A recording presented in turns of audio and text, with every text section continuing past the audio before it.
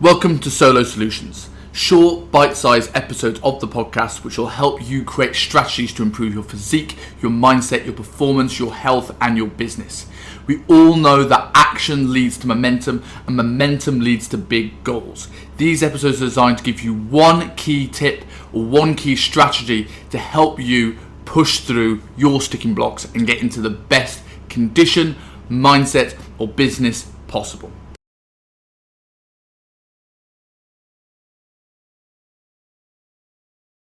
Hello and welcome to another episode of Solo Solutions. In this episode I'm going to look into a little bit of mindset and what the things I've learned from 10 years in the industry that have helped clients push through those mental blockages and really step out the comfort zone to get where they need to be. So the first thing I want to look at is understanding a little bit about when we endeavour a challenge or a stressor or something that I feel is a roadblock in our way, understand our perception of it is absolutely everything. What may cripple me in terms of stress and paralysing by fear, you may find completely easy. And what I find completely easy, you may find incredibly challenging. So there's no point looking at judging or no point being hard on yourself when you experience one of these things. It's an understanding now a little bit of why that's occurring, why that mental block is there, and what strategies we can put in place to make sure that that doesn't become a bit of an issue. So I once went on a seminar called the Waking Up Weekend, and anyone in the UK or in the States where you do these courses, I would really recommend you guys do it. This is what was the groundwork of what became Tony Robbins, essentially, that he went on some of these courses.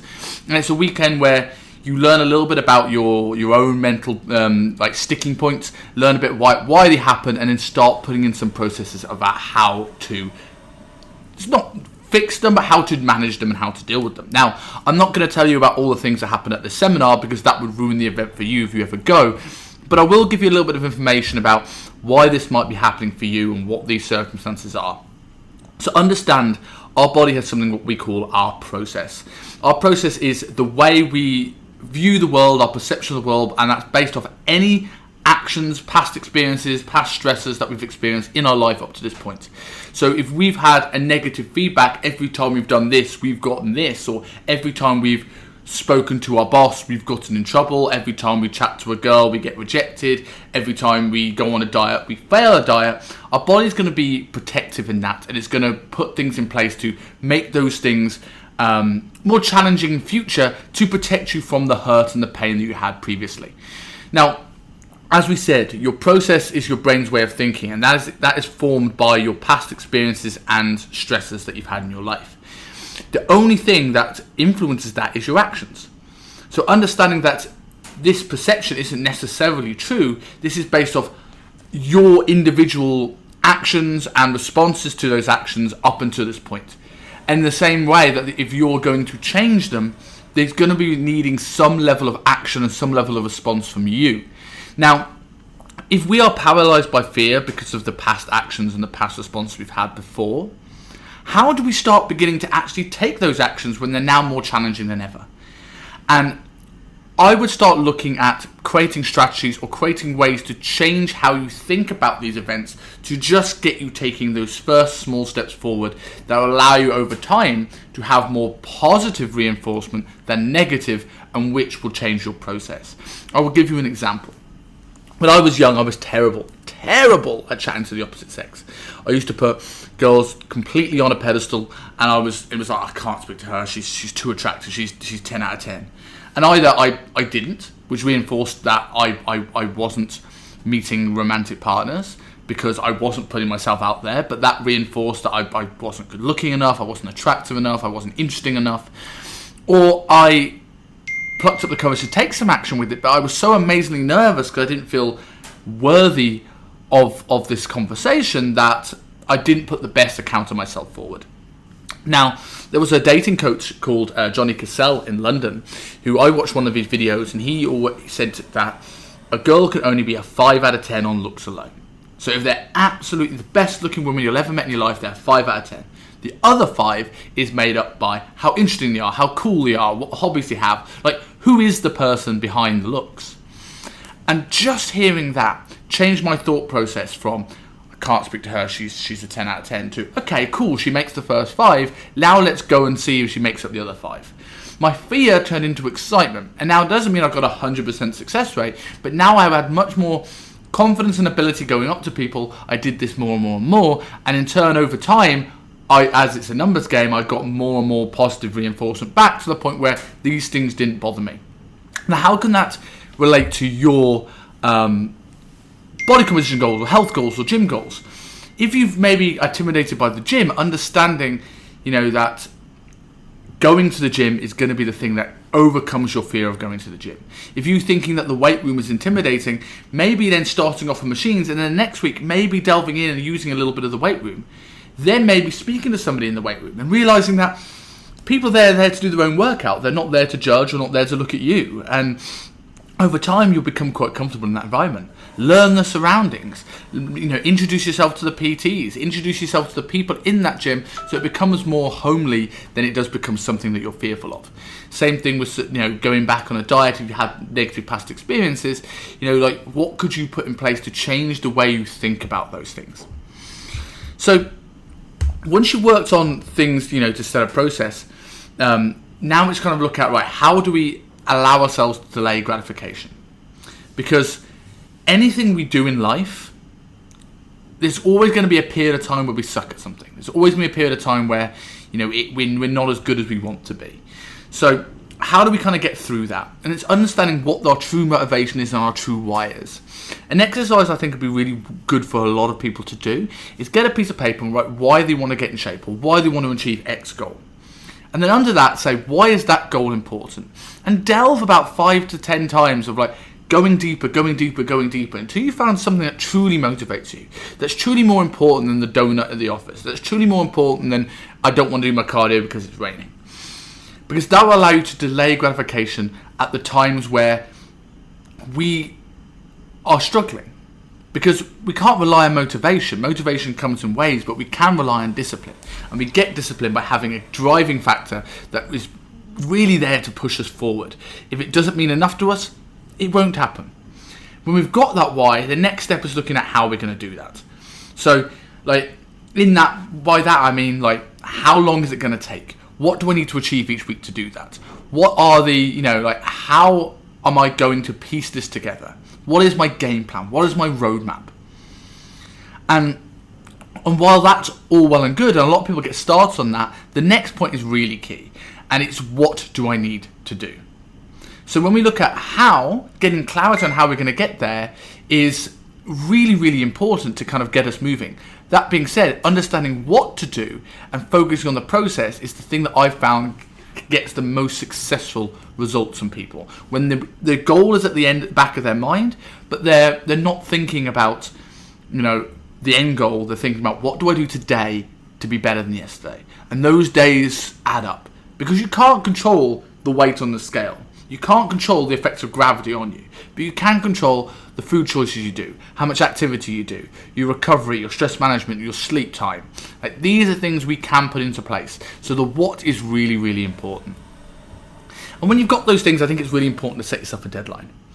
It's really, really easy to put your goals off a day if there's no deadline. Oh, I can eat the pizza today because I'm going to push back. I can push back a day. It doesn't matter. I often find when clients book something like a photo shoot, or if they have a holiday, or if they have a wedding, all of a sudden the day becomes more valuable, because if I turn up to that photo shoot out of shape, it's still happening. I can't push it back and push it back and push it back and push it back. So creating a deadline, find a deadline that's important to you. If you don't force yourself into a shoot if that's not your thing, but maybe a holiday, maybe something that makes today valuable enough to act. If we set ourselves a deadline, we'll find the time rather than struggle to make time.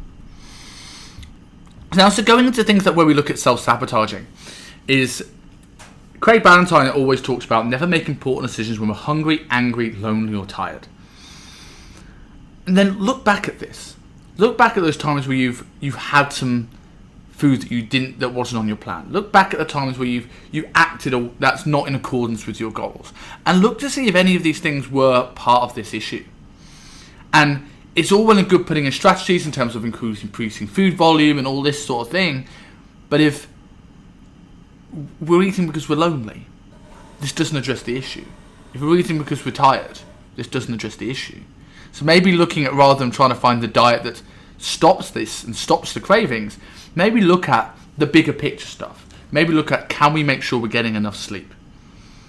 If we don't get enough sleep, that affects our hormones in a way that makes us more inclined to go for palatable foods. This is going to make us more hungry. This is going to affect our recovery. If we're lonely, could we get ourselves a hobby? Could we join a club? Could we go out and meet more people? If we're angry, what is the root cause of that? So unpacking the emotion behind some of the self-sabotaging behaviors will really, really help you kind of put a lid on them. And if you've gone through this and gone through all the things we spoke about up to now, having that big enough why, having that key driver, understanding your perceptions of them, this will minimize this anyway. But then when you come through this, now as you can start to understand and get aware of those triggers, awareness allows you to really sort of work on them and strategize them. And going off that, the next thing I want to discuss is language. What you say to yourself matters. The words you use may seem small, but they are a reflection to your confidence. And they are a reflection, if you say these things time and time and time again, you'll find that you're always putting yourself down. And it's amazing when we start taking awareness of the language we use and how we describe ourselves, often how harsh on ourselves we actually are.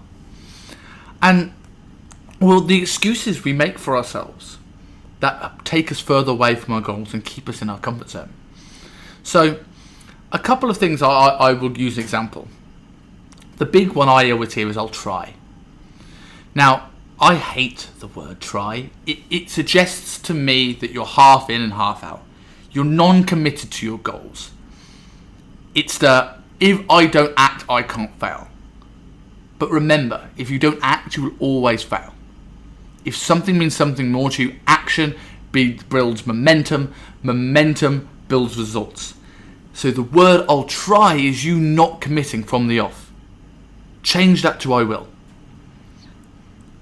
I need to find time. We all have 24 hours in a day.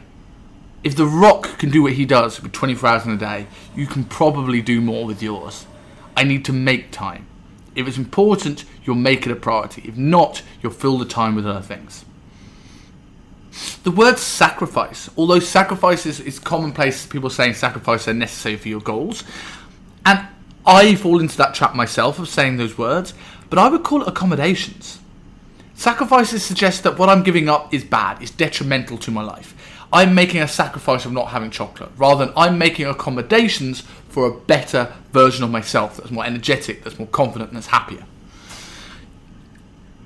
If you're often apologizing, even when you've not done anything wrong, or you always find yourself people-pleasing, like understanding that you have nothing to apologize for looking after yourself, and it doesn't matter what other people think of your goal. One of the biggest things I see self-sabotage a lot of people early on is that they expected their friends and their family and their loved ones to be supportive, and they're not. You're looking a little bit thin. When are you going to stop this weird diet?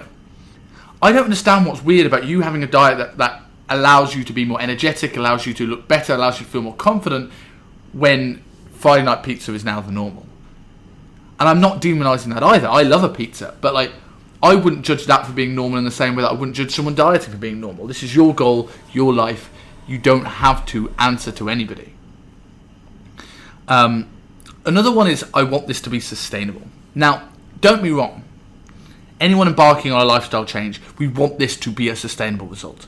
But the people on day one that want sustainability often don't get there. Because sustainability, like the word try, is half a foot in, half a foot out. It's, I want to be the 70 kilo person, but I don't want to adopt the 70 kilo habits. Understand, a 70 kilo person has 70 kilo habits. A 100 kilo person has 100 kilo habits. Look at the people at the body shape you want to be. They're probably the one that have a limit on alcohol. They're probably the one that have good relationships with food and good portion control. They're probably the ones that don't overdo it. For the most part, we all know the freaks. So, understanding that, yes, we do want this to be sustainable, but initially we need momentum, we need structure, we need clarity. And that comes from going all in on a process. building that confidence that you can do this, getting a baseline structure which may be more restrictive, but it allows you to go back to the basics, start from scratch, and layer on sustainability. When that diet is ended, we can find ways to keeping these results for life, but often when people say sustainable from day one, they never get there. Things like I hope to needs to change to I intend to. You are in control of your actions. I can't often can change to I can. Now, there's obviously things we can't do, we can't fly, but I have seen people on a leg press set where the rep speed isn't slowing down. They're just going and going and going and going and going. They've got about 10 reps in the tank. Go, I can't do it, I can't do it, I can't do it, I can't do it. This, for the people listening to audio, I just tap my head. Your brain will give way before your body does every single time. If you repeat yourself that you can, you will get a little bit further, inside and outside the gym. With regards to banging back to the sustainable thing, the way that could change to is I need to change habits to make a better me. Or I am committed to do what it takes. The last thing I'm going to go into is Maslow's hierarchy of needs. This is something, if you haven't looked at this is definitely something worth looking into. And this is the 6 main needs that we have as human beings. And if we feel discomfort in our lives, you can often track it back to one of these things. And in a similar way to what I said about the hungry, angry, lonely, or tired analogy, like if one of these things is out of whack, what could you do to sort that issue? That is not something that's going to take you away from your goals. We often medicate via food. And I mean wrong, food's to be enjoyed, food's a part of our social life, food's a part of our culture, and it should be. And yes, times where we're dieting aside, where we have to make accommodations for that, but the rest of the time, it is to be enjoyed. But can we really enjoy food if it is a plaster on something deeper? If we have the underlying confidence, underlying happiness sorted out, then food truly becomes something we can enjoy. So I'm going to quickly go through these hierarchy needs. The first one's a need for certainty, for safety, stability, reassurance, comfort, control, order, predictability. Do you find yourself procrastinating when you don't have clarity on your goals? Could you create more clarity? The need for uncertainty, that variation, that surprise, that challenge, that chaos, that adventure that we all want. It's the reason why I moved out here to Hong Kong. How can you create that more in your life and your training, in your lifestyle? Could you do a hobby? Could you do something that is active, that makes this more enjoyable and more engaging? The need for significance, the need for meaning, a sense of importance. Could this be in the social circles? Are they pushing you forward in your goals? Are they giving you something that you get back? Or maybe it's time to look at other social circles. I'm not saying ditch your friends and family, but maybe look at spending some time with people that push you to the person that you want to be, rather than trying to keep you at the person that you're not happy with. And this follows on to love and connection. Do you feel connected to people? Can you go out and meet more people? Can you or arrange a date night with your partner? Because people tend to forget that in the line of work. Don't forget the people around you if you chose to diet. Don't forget the people around you if you chose to do a job. Arrange the date night with people. Connect with people. You'll be much happier doing that. A need for growth. Understanding where your progress is. Understanding what you can do. Understanding how far you've come. Looking back at how far you've come. A need for contribution. This is where community plays in a role. Can you help other people? And I would often use that older gas mask analogy, is to put the gas mask on yourself before you put it on to your children. If you truly want to contribute, the first thing you need to do is to be able to look after yourself. If you can look after yourself, you can contribute better to others.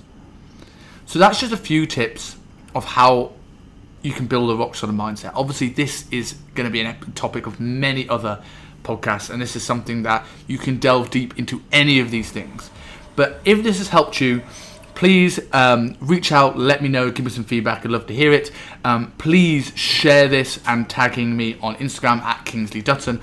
I would love to know who got the most out of this podcast.